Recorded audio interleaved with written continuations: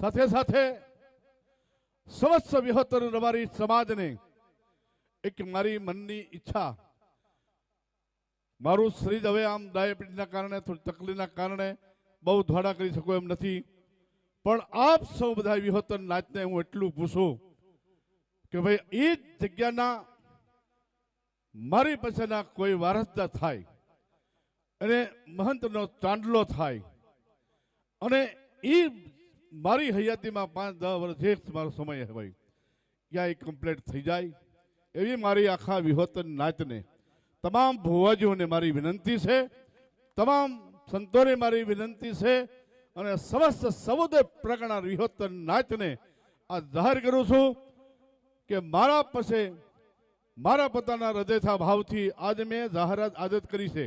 સવારમાં મેં ઉમેદ પરવાળા નાગજીભાઈને પહેલો ફોન કર્યો અને આ બીજી વખત અહીં બોલું છું આપણા બધાની સાનિધ્યમાં.